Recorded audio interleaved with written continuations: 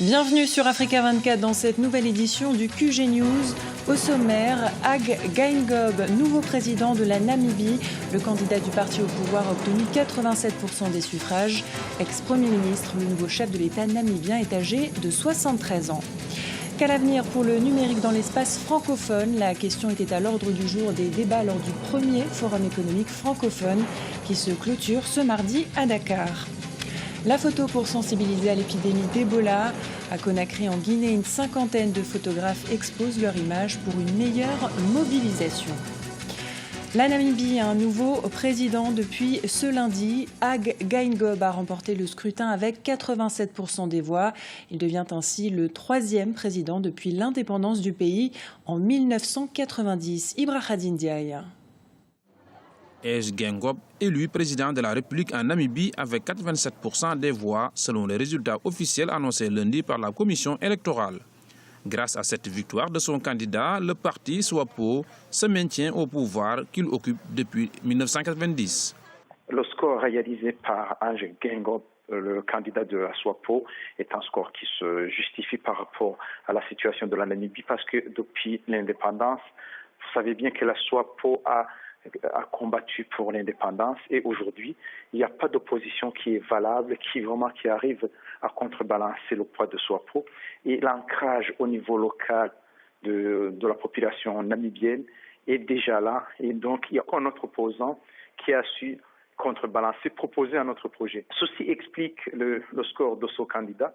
Et aussi, on doit reconnaître que même l'opposant, il a perdu par rapport à ce qu'il avait fait avant. Le parti SWAPO a également remporté les élections législatives avec une majorité de 80% des 96 sièges du Parlement. C'est surtout une bonne chose et éventuellement une bonne politique appliquée par la SWAPO durant son pouvoir sur la Namibie. Son bilan est positif, il a su fédérer la masse et il a su déjà garder l'unité du pays. Et au niveau économique aussi, c'est un pays qui se débrouille très bien. Cela veut dire que la politique qui est toujours appliquée par SWAPO n'a pas déplu au peuple namibien. L'organisation de l'élection a été saluée par les observateurs de l'Union africaine.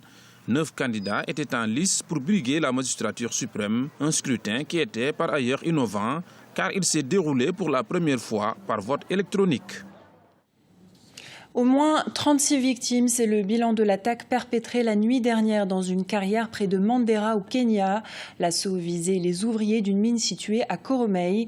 Il a été revendiqué par les Shebabs somaliens affiliés à Al-Qaïda. Après cette attaque, le président kényan Uhuru Kenyatta a limogé son ministre de l'Intérieur.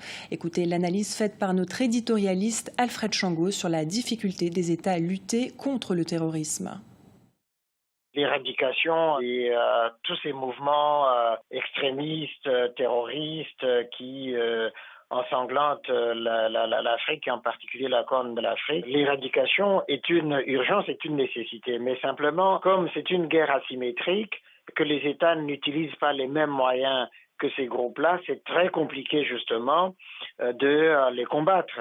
C'est-à-dire de savoir quand ils vont frapper, où ils vont frapper, comment ils vont frapper. Et comme eux, ils cherchent la terreur, à frapper les esprits des imaginations par la terreur, les combattre, soit les États adoptent les mêmes moyens ou mettent en place des forces spéciales qui vont les traquer là où ces forces se cachent. Je pense qu'il faut d'abord régler les questions économiques et les questions sociales en amont et habiliser les États fragiles comme la Somalie pour justement enlever aux jeunes qui sont tentés par ces mouvements l'envie d'aller les rejoindre. En Égypte, le procureur général va faire appel de l'abandon de l'accusation de complicité de meurtre qui pesait contre l'ex-président Hosni Moubarak. Il était jugé pour son rôle dans la répression des manifestations de 2011. 846 personnes avaient perdu la vie. Hosni Moubarak avait été acquitté samedi. Après le verdict, 1 millier de manifestants s'étaient rassemblés près de la place Tahrir pour dénoncer la décision du tribunal. Deuxième et dernier jour de débat au Forum économique de la francophonie. L'événement se tient pour sa première édition à Dakar. Lundi, le numérique dans l'espace francophone était à l'ordre du jour. Selon les experts, le domaine est confronté à la fois à un problème de contenu et aussi de concurrence. Reportage de notre correspondant au Sénégal, El Hadj Ndiaye. le numérique francophone au service de l'économie. C'est le thème débattu au premier forum économique de la francophonie ce lundi au centre de conférence de Abdou Diouf à Dakar. Pour les francophones, le numérique est un nouveau créneau sur lequel il est nécessaire de se positionner. Le français, 6e langue, ne représente que 5% des contenus sur Internet. Selon les acteurs du secteur numérique, certains aspects freinent l'émergence des contenus francophones sur la toile. Le premier obstacle au développement de l'économie numérique dans notre espace, ou la meilleure opportunité en tout cas, est entre les mains de l'État en général et de tous ces États francophones. L'espace francophone, c'est quoi? Un tiers de la population africaine, en tout cas d'Afrique subsaharienne, un quart probablement seulement du PIB et au mieux un dixième des internautes. Il y a un problème francophone. Et notre perception, c'est que les États comprennent le secteur de l'économie numérique de manière limitée, souvent aux télécoms. La place, disons, du français sur la toile est extrêmement moindre en raison de la prééminence de la langue anglaise et surtout, de l'importance du marché des entreprises américaines comme Google, Facebook, Twitter, YouTube, qui s'arrogent la plus grosse part des ressources générées par l'économie numérique. Face à cette concurrence qui s'avère rude, il est nécessaire d'adopter de nouveaux contenus pour favoriser le développement du numérique dans l'espace francophone. C'est d'abord au niveau du renforcement des capacités, développer de réelles compétences au niveau du numérique, des compétences francophones. Cibler le marché, structurer le marché, réguler cet espace au niveau de l'économie numérique et enfin à développer des avantages comparatifs du contenu francophone en ligne. Pour atteindre ces objectifs, les acteurs comptent surtout sur les jeunes. Internet, de par son accessibilité dans le monde, peut être un espace et un outil de promotion de la francophonie. Plusieurs initiatives ont à cet égard vu le jour ces dernières années. L'Institut de la francophonie numérique, le réseau francophone numérique, la bibliothèque numérique francophone accessible, entre autres. L'émotion était au rendez-vous ce matin au Burkina Faso. La nation a rendu un dernier hommage aux martyrs de l'insurrection populaire du 30 et 31 octobre qui a conduit à la démission de Blaise Compaoré. Le soulèvement populaire a fait 24 morts et 625 blessés selon des chiffres officiels. Une cérémonie officielle a eu lieu en présence du président de la transition Michel Kafando, du Premier ministre Isaac Zida, des membres du gouvernement, des leaders politiques et de la société civile. Notre correspondant au Burkina Faso, Wendiam Valentin Compaoré, était sur place. Écoutez. Ce mardi matin 2 décembre 2014, le Burkina Faso enterre officiellement ses morts. Il s'agit de 24 personnes tombées lors de l'insurrection populaire le 30 et 31 octobre 2014 suite à la volonté du président Blaise Compaoré de modifier la constitution pour une 5e candidature. Mais il faut noter que ce sont 6 personnes qui seront ensevelies ce jour, d'autres ayant déjà été enterrées. Il faut également retenir que le gouvernement a décidé de les élever au rang de martyrs de la Révolution. Ainsi, le mémorial des héros nationaux sera le panthéon des martyrs de cette révolution. L'Organisation mondiale de la santé revoit le bilan du virus Ebola à la baisse. Le total des décès est proche de 6 000 et non plus de 7 000. En Guinée, on compte 1 312 victimes. Sur place, les initiatives se multiplient pour une meilleure mobilisation.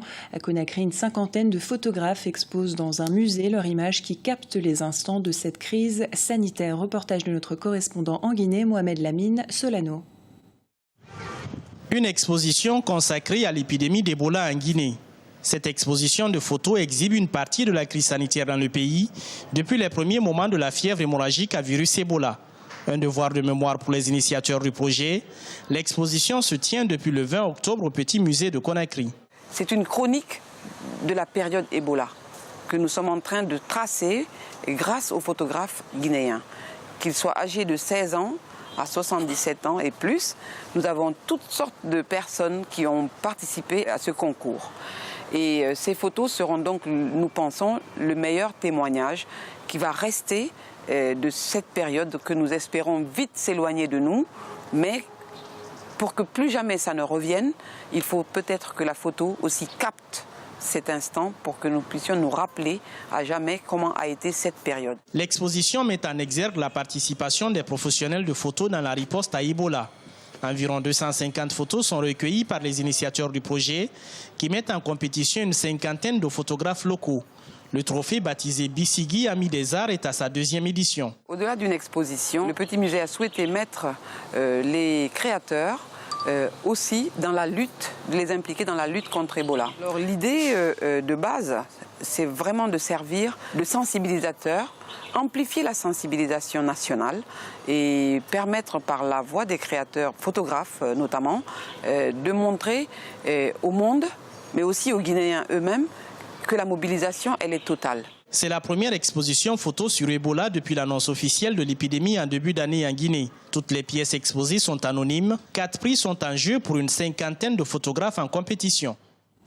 Ce journal a été réalisé par l'ensemble de la rédaction. Nous vous remercions pour votre fidélité.